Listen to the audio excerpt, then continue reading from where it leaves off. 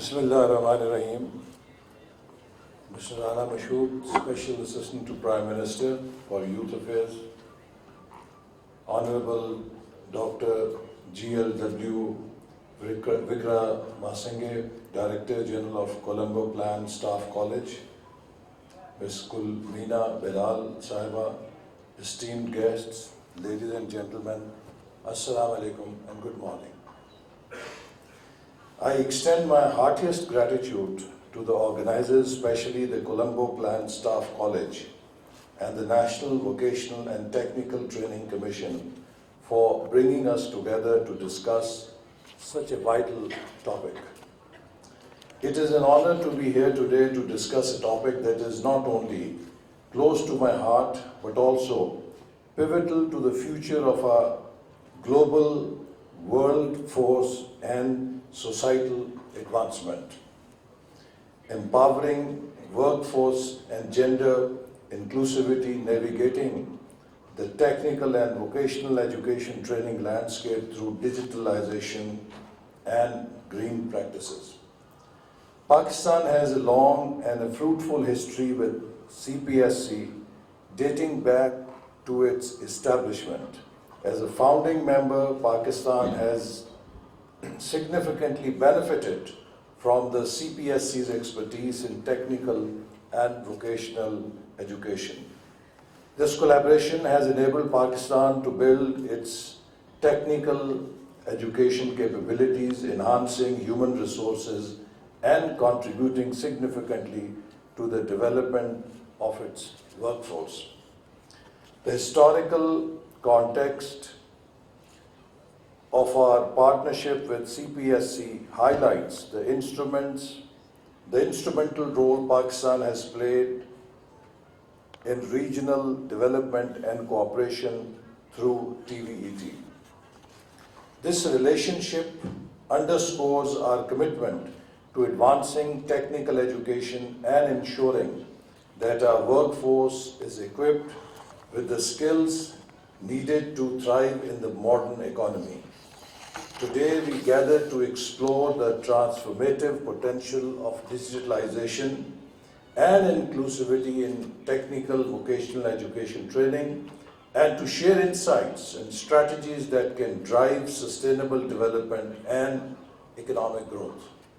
As we stand at the threshold of the fourth industrial revolution, we are witnessing an unprecedented transformation in the way we work, learn, and live. The convergence of digitalization and green practices offers us a unique opportunity to reshape our technical and vocational education and training systems, making them more inclusive, efficient, and sustainable. Ladies and gentlemen, digitalization is revolutionizing every aspect of our lives, and education is no exception. In the realm of TVET, digital tools and technologies are redefining the landscape, making training more accessible, engaging, and relevant. Online learning platforms, virtual reality simulations, and artificial intelligence-driven personalized learning are breaking down traditional barriers to education. They allow students to learn at their own pace, irrespective of their geographical location, and provide hands-on experience in a safe and controlled environment. According to a recent report by World Economic Forum, digital transformation could create up to 150 million new roles by this year, while displacing 75 million jobs. This underscores the need for a workforce skilled in digital tools and technologies. For instance, virtual reality simulations enable trainees to practice complex tasks such as machine operation or medical procedures without the risk associated with real-world practice. Artificial intelligence-powered platforms can identify individual learning needs and adapt content accordingly, ensuring that each learner receives a tailored education experience instead of one-size-fits-all program. Despite significant progress, gender disparity remains a persistent issue in many technical and vocational fields. Women are often underrepresented in STEM, science, technology, engineering, and mathematics careers and vocational training programs. To address this, we must create an inclusive environment that encourages and supports women to pursue these fields. The International Labour Organization reports that globally, women's labour workforce participation rate is 27% lower than men's. This gap is even wider in technical fields where women hold only 28% of STEM jobs. We need policies that promote gender equality, provide scholarships and incentives for female students, and ensure a safe and supportive learning environment. Mentorship programs and networks can also play a crucial role in empowering women, providing them with role models, guidance and support as they navigate their careers. One inspiring example is the Women in Engineering program, which offers scholarships, mentorship and internship opportunities to female students in engineering. Such initiatives are crucial in bringing the gender gap and fostering a more inclusive workforce. As former UN Secretary General Kofi Annan once said, gender equality is more than a goal in itself. It is a precondition for meeting the challenge of reducing poverty, promoting sustainable development, and building good governance. This powerful statement highlights the critical importance of ensuring gender equality in all sectors, including education and training. Ladies and gentlemen, as we move towards a more sustainable future, it is imperative that our technical vocational education training systems incorporate green practices. This not only prepares our workforce for the green jobs of the future, but also instills a sense of environmental responsibility.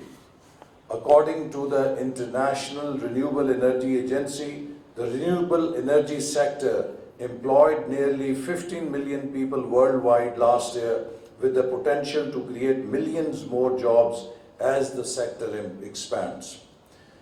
Green practices in TVET can include training in renewable energy technologies, sustainable agriculture, and eco-friendly construction methods.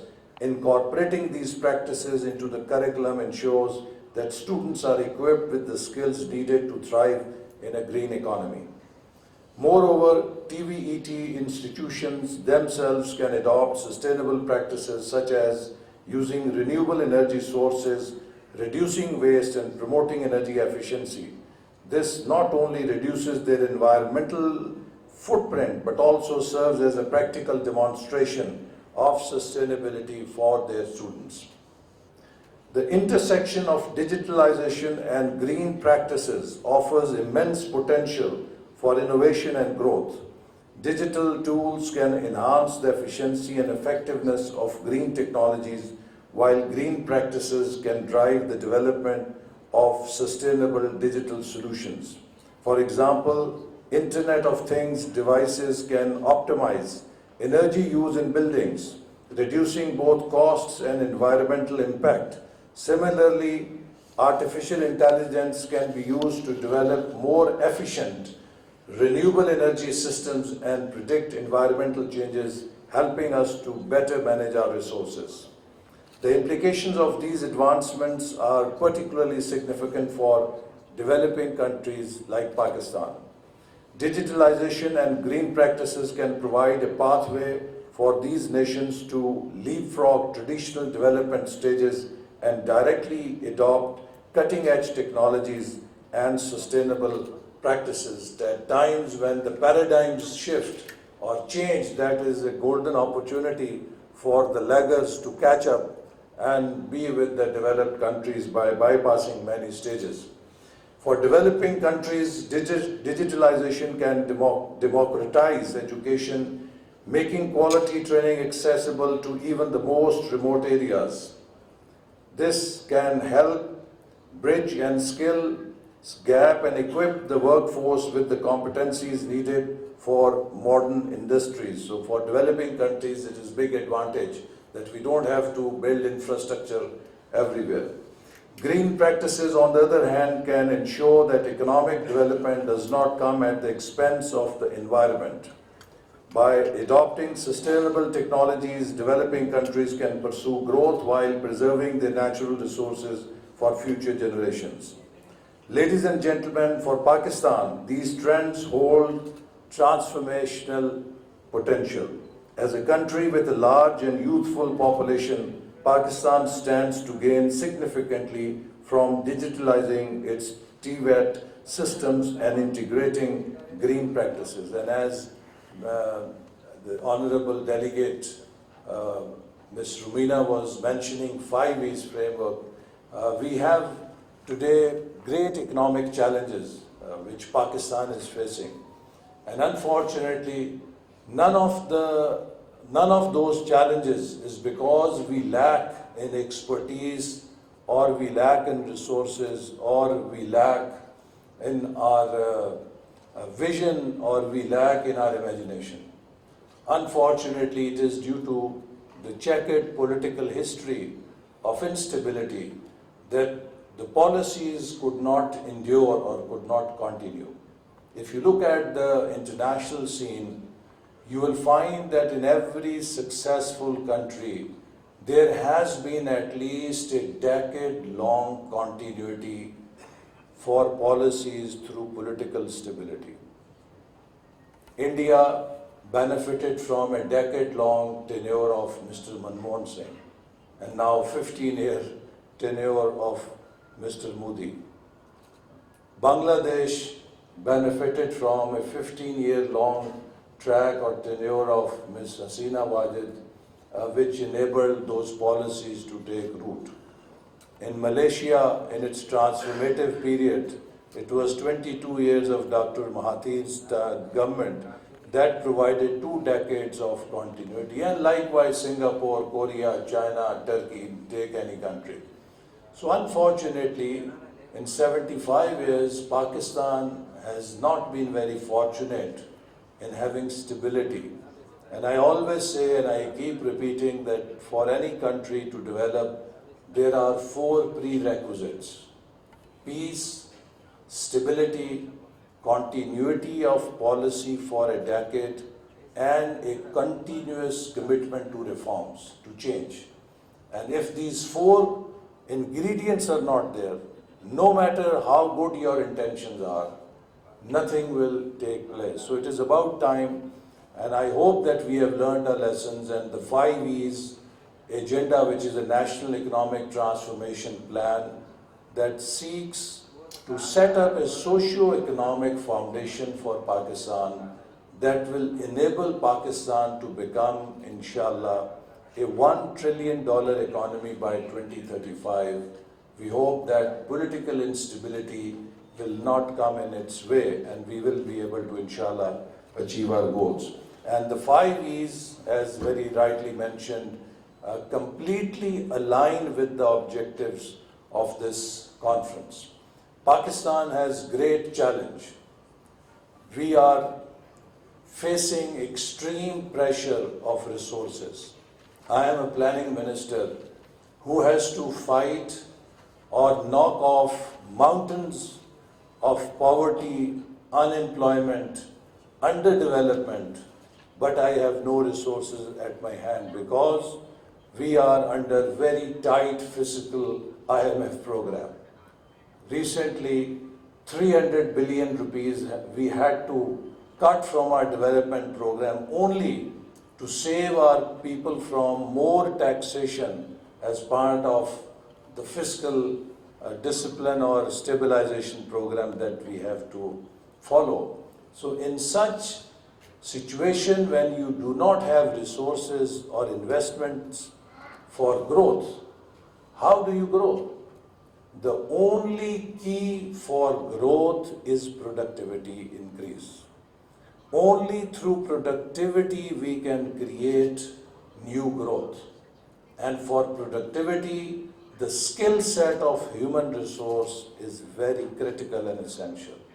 So therefore, the investing in developing the skill set of our youth, skill set of our workforce, is of paramount importance in our growth strategy, because through this we can enhance our productivity, and through productivity we can generate extra growth for which we don't have investments to make. Because as I said, without investments, this is the only alternative that we can follow. So, under 5E's framework, we are trying to promote digitalization to overcome the challenges of limited infrastructure and geographical barriers. Online learning platforms will provide vocational training to young people across the country, ensuring that no one is left behind. And when we speak of inclusivity, it is not just the women, it is also the weak, the marginalized people in the remote areas who are off the radar of normal development focus. So under SDG framework, we have to ensure that no one is left behind and we take everyone along on our path to development. Secondly, promoting gender inclusivity in TVET, which is crucial for Pakistan's development. By encouraging more women to participate in technical vocational training, we can harness the full potential of our population. We are supporting targeted policies, scholarships and mentorship programs to support female students, because no country can develop unless it achieves 50% female workforce participation level. So we are hardly 23%. So if we have to be there, we have to invest in the training of our women. The World Bank estimates that closing the gender gap in Pakistan could boost GDP by 30%. This statistic underscores the economic imperative of empowering women through education and training. Integrating green practices into our TVET curriculum for sustainable development is also an important agenda in our 5E's program. Pakistan is highly vulnerable to climate change, and preparing our workforce for green jobs is imperative. Training is in renewable energy, sustainable agriculture and eco-friendly construction will create a workforce that is not only skilled but also environmentally conscious.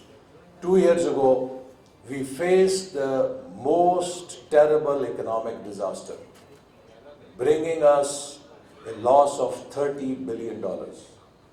And what did we get? 99% commitments in loans that the poor people of Pakistan have to pay in order to reconstruct for the irresponsible development that has been made by other countries. Pakistan has less than 1% carbon footprint. We are not the sinners of climate change. We are on the receiving end, the 7th most vulnerable country. The poorest of the poor lost everything, and we almost lost 8 years of our progress on SDGs with one disaster. But no one, yes, international community came to our rescue, provided very valuable support for relief.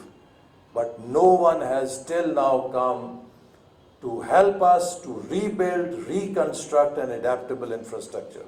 That we will have to do on our own.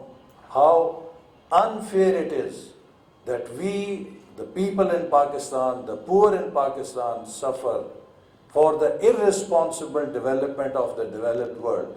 But that developed world is not willing to help us, and the only assistance we got from international agencies was that they just repurposed the loans that had been approved for our other programs and were diverted towards relief and rehabilitation. I think this is something the international community has to consider and has to be more forthcoming for countries like Pakistan who are paying the price of their development through suffering of their people. Ladies and gentlemen, to harness the full potential of digitalization and green practices in TVET, we need a collaborative approach. Governments, educational institutions, industry and civil society must work together to develop and implement policies that promote these practices. Investment in infrastructure, teacher training and curriculum development is essential. We must also ensure that our policies are inclusive, providing equal opportunities for all, regardless of gender, socioeconomic status, or location. In conclusion, digitalization and green practices offer us a unique opportunity to empower our workforce, youth, and promote gender inclusivity in TVET. By embracing these trends, we can create a more equitable, sustainable, and prosperous future for all, particularly in developing countries like Pakistan.